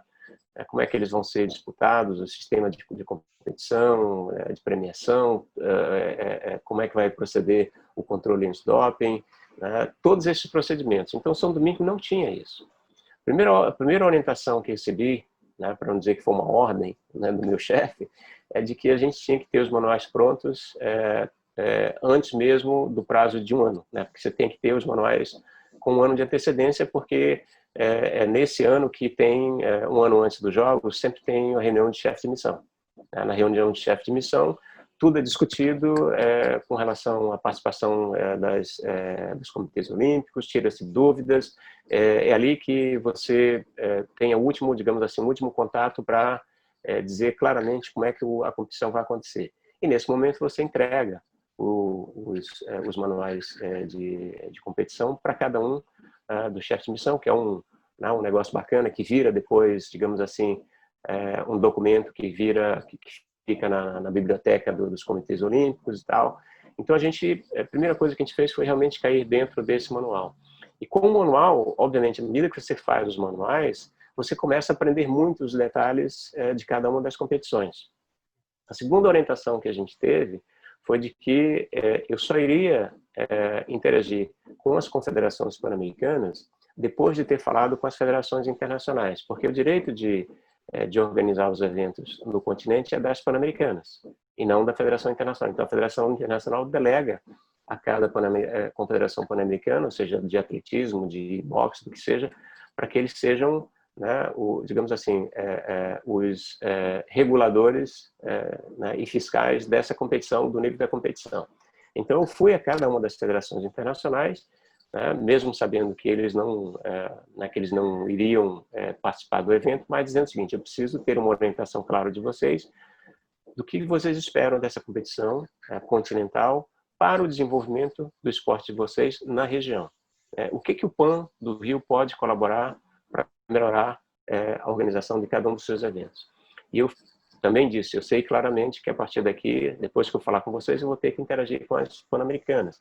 Muitas delas não têm sequer escritório para você tratar assuntos com elas. Então, como é que a gente vai fazer isso? Vocês podem me ajudar?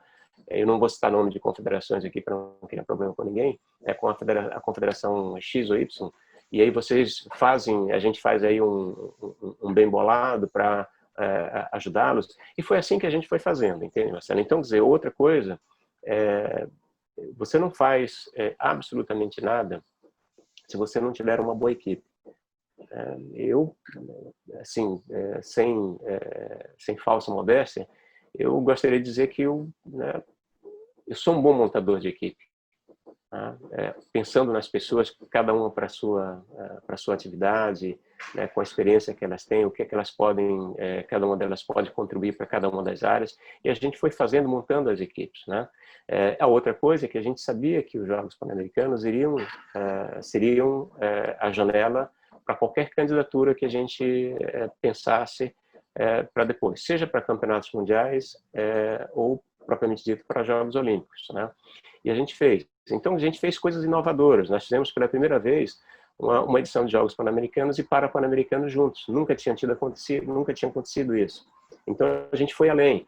Nós quisemos fazer das instalações modelos, né? Mesmo para nível de Jogos Pan-Americanos, com look, né, de primeira categoria, com equipamentos esportivos de primeiríssima linha, somente equipamentos esportivos reconhecidos e homologados pelas federações internacionais. Nós trouxemos consultores internacionais que já tinham organizado Jogos Olímpicos e Campeonatos Mundiais para nos auxiliar no planejamento e na execução do evento, né?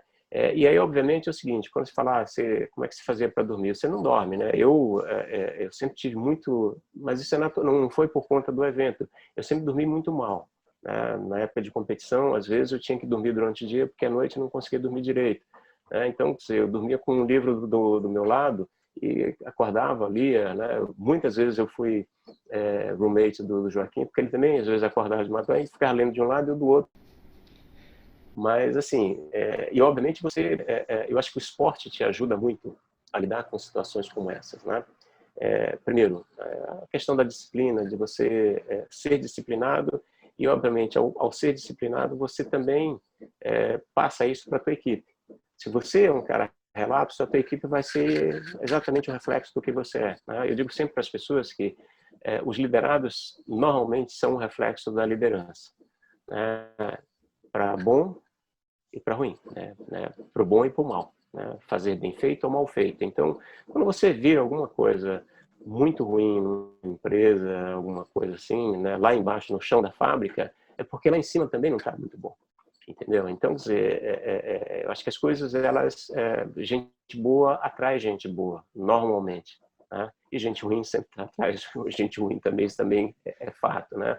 Então, a gente começou, digamos assim, montando a casa pelo alicerce. Nós não começamos essa casa pelo telhado.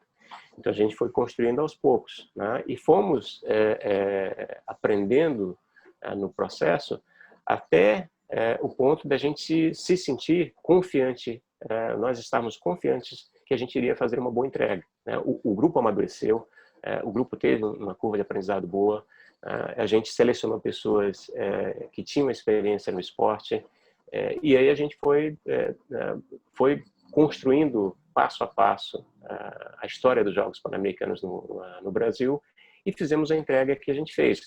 Também pouca gente sabe, mas foi a primeira vez que os Jogos Pan-Americanos tiveram um patrocínio de televisão, né? Tiveram um host broadcaster, como os outros grandes eventos. Então, quer dizer, isso também foi uma ideia do NUSMA, de que a gente tinha que ter, né? Nós geramos as imagens dos nossos próprios eventos. Ou seja, nós não dependemos de terceiros para gerar as imagens que a gente mostrou. Então, isso valorizou muito a competição. O nível da competição subiu absurdamente a partir dos Jogos Pan-Americanos de 2007.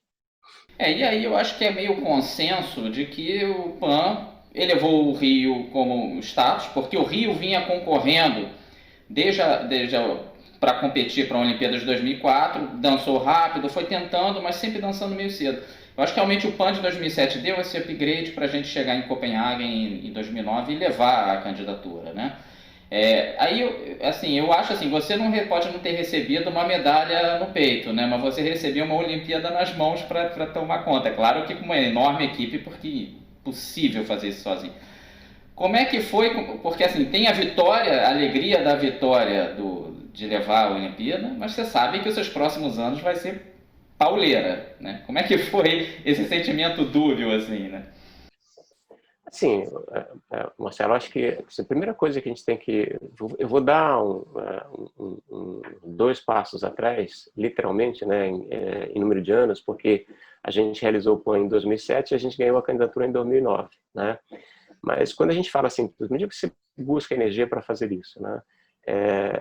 A minha energia para fazer o que eu fiz nos Jogos Pan-Americanos veio da família, né?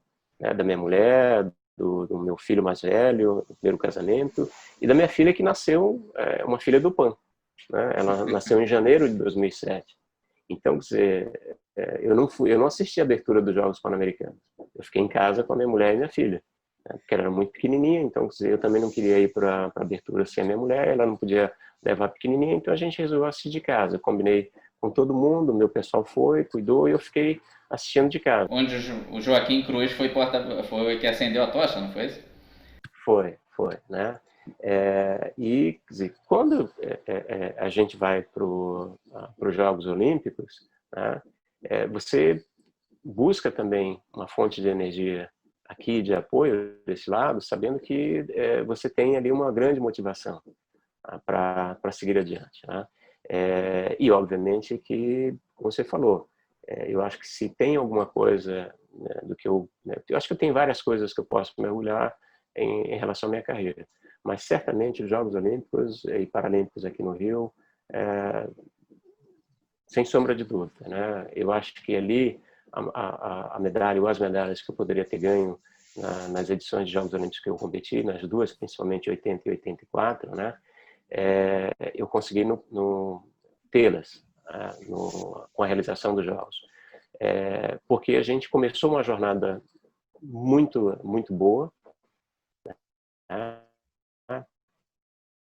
Aparentemente nadando de braçada, 2009, 2010, 2011, 2012 ainda, ali sendo percebido pelo mundo como o país que ia decolar, e de repente começa uma série de problemas políticos, né, econômicos e tudo que a gente tinha planejado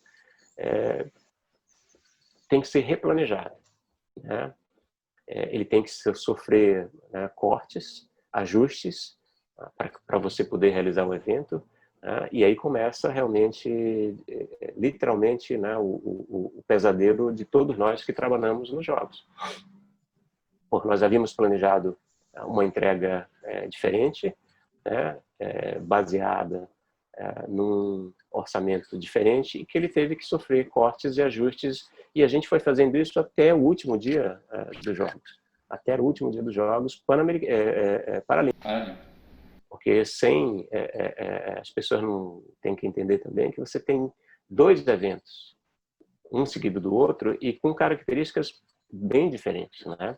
São dois eventos esportivos, mas que você tem aqui no movimento paralímpico uma série de regras e de necessidades para poder dar aos atletas paralímpicos as condições que eles merecem, e a gente fez isso, né? Mas já com muitas dificuldades. E aí sim, aí nós todos dormimos muito pouco, né? A gente se estressou demais, a gente sofreu muito, porque eu acho que houve uma certa, digamos assim, não sei se a palavra é injustiça, né? Mas as pessoas não foram muito bacanas com a gente, com o grupo que estava fazendo e entregando o evento, né?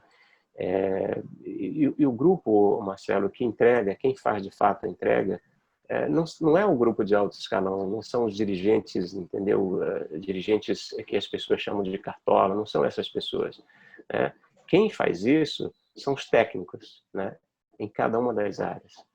E eu comecei como diretor de esportes nos Jogos e, a partir de 2012, eu ocupei um cargo de executivo que todas as áreas de esportes vieram para baixo da minha coordenação, né?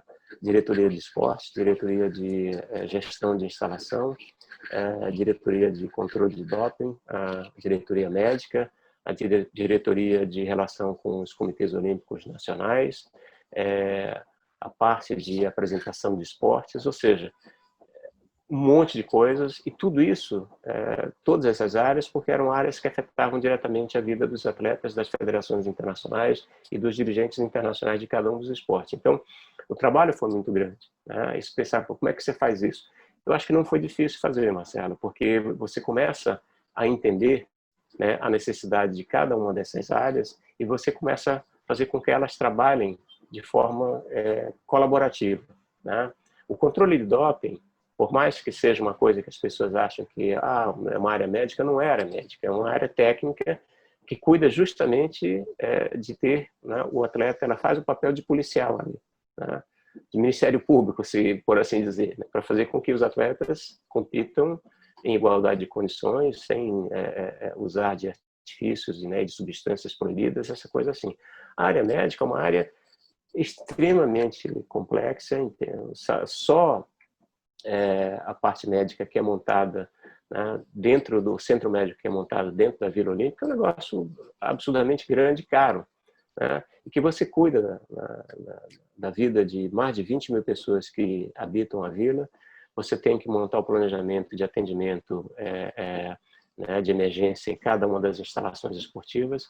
Você tem que fazer, né, um contrato de ter hospitais de referência para atender os atletas e os dirigentes numa emergência, ou seja, toda essa coisa. Então, é uma operação complicadíssima. E a gente tem o lado de esporte e de instalação esportiva, que são as duas áreas cruciais de entrega de tudo que você vê. É o que aparece, exatamente, é o que todo mundo vê. Uma que cuida da área de competição, ou seja, o field of play, que é a parte central da competição, a parte técnica, mas você tem uma outra que cuida de todo, né, de tudo que está em volta ali. Né? Você cuida da chegada e entrada de todos os espectadores, você cuida, né, da gestão de limpeza da instalação esportiva, você cuida da segurança, da parte de energia, você cuida de absolutamente tudo que o coração da competição, que é a área de direção de competição, funcione sem ter preocupação com o que está acontecendo lá de fora. Então, quer dizer, é muito complexo e realmente se precisa de bastante tempo para você planejar e implementar tudo que você fez. E, obviamente, né, para fechar, o que faz a diferença nisso? As pessoas que estão lá. Porque na hora que tem algum problema, é o técnico que está liderando aquela área que vai resolver o teu problema. E se ele entrar em pânico, né, se ele surtar, qualquer coisa, acabou, a operação toda vai para o brejo, entendeu? Então, quer dizer, essas pessoas são as pessoas a quem eu sempre agradeço e, né, a quem dedico a vitória dos jogos, dos jogos terem acontecido. Porque foram elas realmente que fizeram com que as coisas acontecessem. Eu fui o orientador, o piloto, entendeu? O gestor do grupo inteiro, mas a entrega de fato foi feita por cada uma delas. Tem que ter até um pouquinho de sorte, né, Agberto? Eu estava pensando, o que deve estar pensando os Agbertos Guimarães de Tóquio agora, com esse problema todo do coronavírus, né? Um negócio totalmente fora da alçada deles e que eles não sabem nem se vai ter a competição direito. A gente está fazendo isso aqui, esse negócio em agosto de 2020. Deve ser um desespero, né? Não, certamente, né? A gente já tinha sofrido muito, né, com a possibilidade de pandemia de Zika, de dengue, né? 6 meses antes dos jogos, houve uma mortandade de peixes na lagoa que foi um negócio absurdo, né? Você imagina o meu telefone, o e-mail, todo mundo, né, gritando, e aí vai acontecer isso durante os jogos? Falei, calma, Nós estamos tratando disso e tal. Eu lembro até hoje, como se fosse hoje, a chegada do diretor executivo da Federação Internacional de Remo, a Lagoa. Ele chegou num voo que vinha da Europa, chega às 5 e pouco da manhã, né? Nós mandamos buscá-lo e eu combinei com ele de encontrá-lo na Lagoa. Eu falei, Alberto, eu vou do aeroporto direto para lá, porque eu quero ver como é que está lá. Eu falei, então tá bom. O Matt Smith. Eu falei, Matt, eu vou estar esperando lá. 6h30, eu moro aqui pertinho da Lagoa, eu fui para lá, 6h30 eu estava lá. Ele chegou, e na hora que ele viu o estado que a Lagoa estava, a montagem, tudo, né? E a água transparente, Marcelo, um negócio assim, naquele dia, eu falei, se a gente tivesse, né, programado, né? Aqui, né, com peixinhos nadando, água limpinha, aquela coisa linda, nós entramos no barco para dar uma olhada nas raias e tudo, ele começou a ficar com os olhos marejados, porque ele, assim, era tudo o que eles queriam. As imagens que a gente produziu dos eventos de remo e canoagem na Lagoa, imbatíveis, imbatíveis, né? O posicionamento de câmera, né? A OBS montou uma torre que ia de um lado para o outro da lagoa com uma câmera acompanhando a regata inteira. Isso é um negócio assim, as imagens com o Cristo ao fundo, ou seja, o valor que isso tem para o evento e para o atleta, só quem participa disso é que sabe de verdade, né? As imagens que a gente teve também da Bahia, e igual, vocês todos acompanharam, né? A gente não precisa ficar aqui botando lixo debaixo do tapete, o sofá que estava boiando, geladeira, né? Peixe morto, não sei o quê, sabe? Eu falei, meu Deus do céu, né? E a gente, com um plano emergencial, a gente começou a tratar dos focos de poluição, porque muito da poluição que tinha ali era de lixo que as pessoas jogavam das comunidades que habitam ao longo da Bahia. E aqui, pelo amor de Deus, não estou culpando absolutamente ninguém. As pessoas, às vezes, nem têm o que fazer com o lixo que está ali do lado delas. Uma chuva que vem, carrega tudo para dentro da lagoa. Mas eram problemas que a gente tinha que lidar com eles todos os dias, né? Os atletas de remo vieram ao Brasil, ou para o Brasil, treinar com muita antecedência, porque eles precisam entender, né, posição de vento, maré, entendeu? Tudo isso. Então leva tempo para eles aprenderem a lidar com isso. É diferente das outras modalidades, remo, canoagem e vela. Você tem um elemento água que a natureza interfere, que é diferente da piscina. Que se você tem uma piscina coberta, a água está lá direitinho, parada, não tem problema nenhum. Mas do lado de fora você tem vento, você tem chuva, você tem sol. Tudo isso interfere na performance e na forma com que o atleta vai competir. Então a gente procurou olhar com muito carinho para tudo isso e, no final das contas, com a forma que a gente agiu para evitar que o lixo chegasse, né, à Bahia, a gente teve todas as regatas e não teve uma reclamação de nenhum atleta dizendo que plástico engatou no leme do barco ou do casco, que, sabe, não teve nenhuma reclamação de nenhuma equipe dizendo que o atleta caiu na Baía de Guanabara e ficou doente ou na lagoa. Ou seja, né, tinha um amigo que dizia assim, a gente tem mais sorte do que juízo, né? Mas a gente acabou realizando um evento absolutamente fantástico, né? E para voltar ao teu comentário em relação aos nossos pares lá de Tóquio, é uma pena. É uma pena realmente tudo que está acontecendo, porque os japoneses fizeram um trabalho japonês, né? Pontual, né? Organizado, um negócio espetacular. Os jogos lá esse ano teriam sido absolutamente fantásticos, né? Lindos, né? Acho que ainda serão, né? Eu acho que os jogos ainda podem ser realizados, mas obviamente que ele vai ter que ter um outro cunho, vai ter que ter um outro mote aí, né, para da promoção desses jogos, né? Porque a pandemia realmente esculhambou absolutamente todos os eventos esportivos que a gente tinha esse ano. Eles não mereciam isso. Ninguém merece o que aconteceu ali. Mas eles são os japoneses, eu confio neles. Eles vão dar o jeito deles. Certamente. Aqui em casa eu tenho a metade de uma aqui, e a gente fica na torcida por eles também. Minha mulher é descendente de japonês, a gente ficou muito, muito triste com tudo que aconteceu lá, mas eu acho que eles vão, como sempre, né, o japonês tem uma resiliência muito grande, eles vão acabar dando a volta por cima buscando um novo slogan para esses jogos deles o ano que vem, né, talvez usando a própria questão da pandemia para falar, olha, é a primeira vez que a gente se junta, né? É. Depois de tanto tempo longe uns dos outros. Não, ainda tem isso. Pode ser uma grande celebração da volta ao mundo mais normal. Pode ter esse mote. Eles podem usar isso, com certeza. Agora, para fechar aqui contigo, você saiu do COB em 2017 e, incansável, como sempre, foi chamado para a Copa América 2019. E você nunca tinha feito um evento de futebol, até onde eu saiba. Tem muita diferença? Você sentiu muita diferença ou é parecido à organização de eventos esportivos de Olimpíada ou de futebol, por exemplo? É você pegar um evento, né, do calendário olímpico e fazê-lo integralmente, sem ter que dividir a tua atenção com 27 ou 28 ou 33 outros esportes, né? Tem as suas peculiaridades, né? Aprendi muito na organização da Copa América sobre gramado, né? Eu tinha aprendido muito isso com o hipismo, né? Toda vez que a gente discutia sobre a organização de uma prova de hipismo, o diretor técnico dizia o seguinte: Egberto, hipismo é piso, piso, piso e piso, né? Futebol é grama, grama, grama, grama, entendeu? Então, ou seja, se você tiver o gramado perfeito, todas as outras coisas você consegue, digamos assim, administrar, né? Mas e faz sentido, Marcelo, né? A gente está falando aqui de eventos esportivos, né? Nós estamos falando de eventos esportivos que, para que eles aconteçam, obviamente você tem que ter uma gestão, uma administração, uma organização, mas você tem fundamentalmente que ter o atleta, né? Se não tiver o atleta, nada do que nós estamos falando aqui faz nenhum sentido.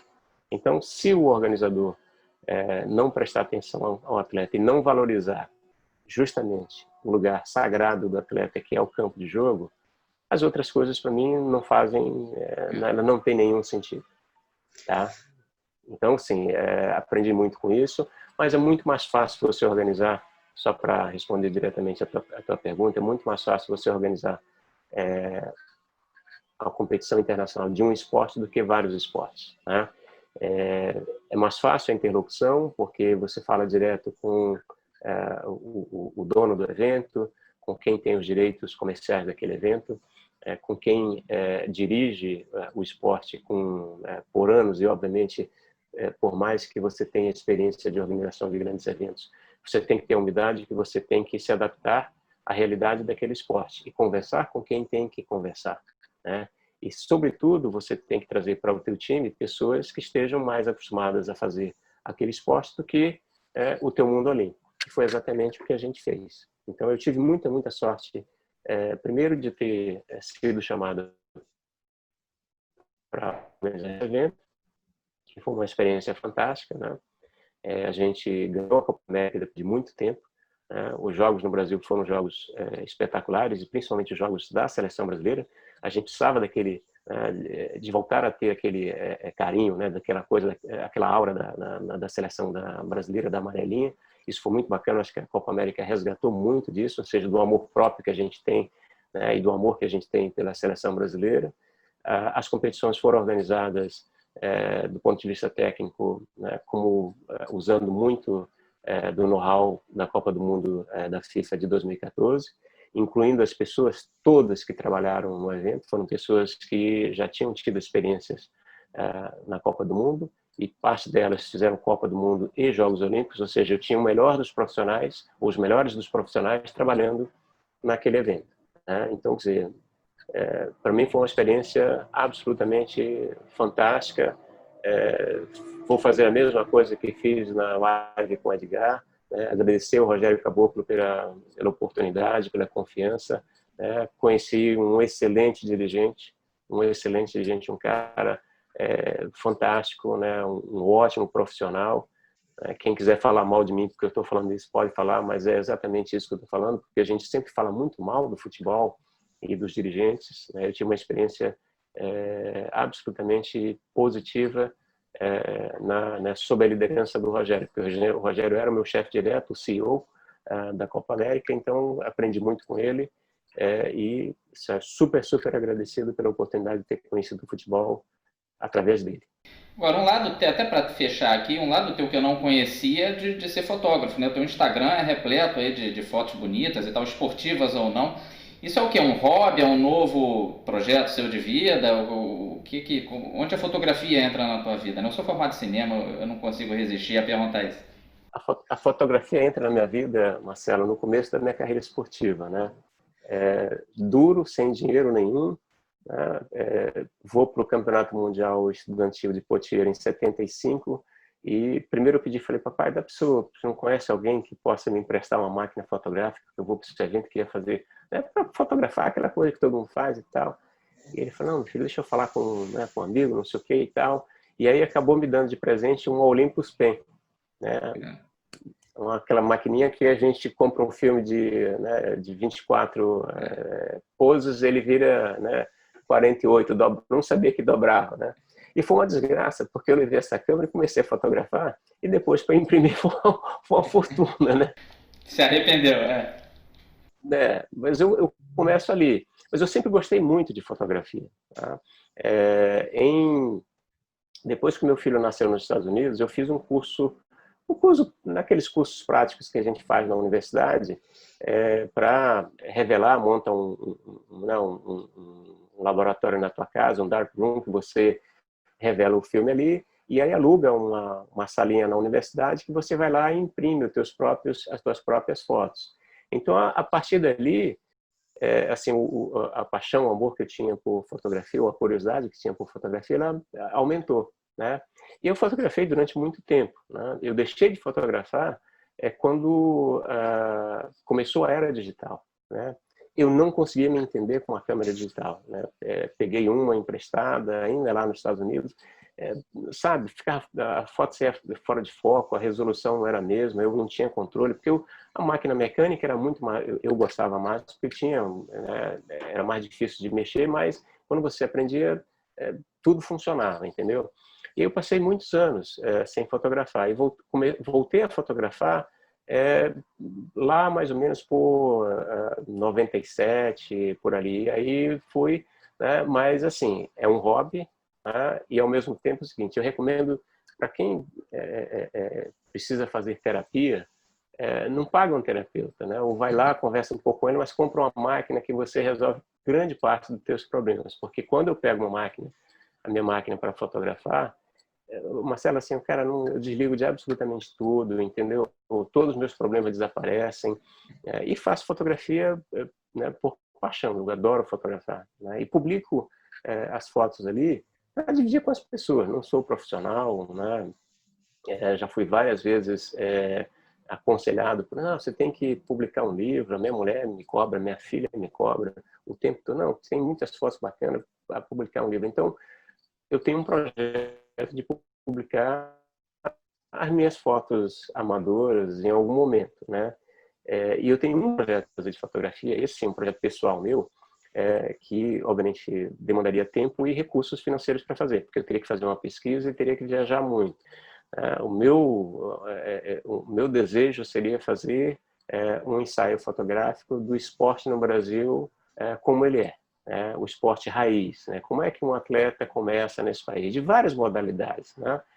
Mostrar a realidade. Não quero mostrar a realidade de um clube bem equipado, entende? Eu quero mostrar a realidade né, do Sara Menezes quando ela começou lá no Piauí, entendeu? Do Agberto Guimarães que começou lá em Belém do Pará e por aí afora, porque tem várias histórias muito, muito bacanas que você pode contar através das lentes, mostrando essa realidade que ainda é a realidade do Brasil, em muitos esportes, em muitas cidades, em muitos estados, né?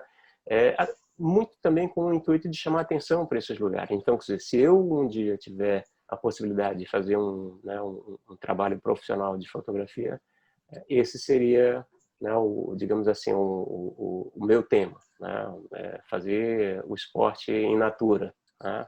O esporte raiz ali, para mostrar para as pessoas, ir lá para as minhas regiões ribeirinhas e mostrar como é que as crianças aprendem a nadar, a remar, entendeu? Coisas dessa natureza.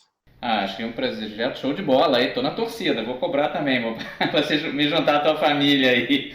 Tá Ô, bom, Wagner, vamos sim. muito obrigado por me receber, cara. Tua história é incrível. Espero que também um dia, se você tiver paciência, que eu sei que é difícil, escrever um livro das tuas histórias, porque você tem muita história para contar, como você contou aqui.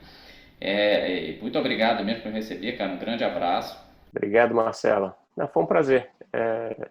Eu sou um contador de histórias nato, né? Eu gosto, né? Assim, eu acho que é bacana você contar essas histórias, até para as pessoas entenderem o seguinte: dá para fazer, né? Se você olhar para a minha história, que é uma história comum a milhares de pessoas, de profissionais, seja da área de esporte ou de áreas técnicas, você tem vários médicos, engenheiros, cientistas que também tiveram histórias muito parecidas com a minha no seu segmento, né? E essas histórias, elas sempre são histórias que motivam outras pessoas. Então, tomara que alguém que veja a nossa conversa, né, alguma criança, algum jovem, consiga se motivar para fazer alguma coisa melhor do que eu, né? Para fazer, né, ter o sucesso que eu gostaria de ter tido como medalhista olímpico e não tive, né? E ser um dirigente melhor do que eu, seja numa empresa privada, seja, né, no mundo esportivo, no mundo médico, o que seja. Então, acho que isso é que é bacana. Tá bom, Marcelo? Muito obrigado pelo convite. Foi um prazer. Pô, muito bom. Então, muito obrigado a você que assistiu, né? Um grande abraço. Se inscreva no meu canal, né? Ative o sininho, aquelas coisas todas, faz o canal crescer para eu fazer mais entrevistas com figuras grandes do esporte, né? Como com certeza foi o Alberto Guimarães. Um grande abraço.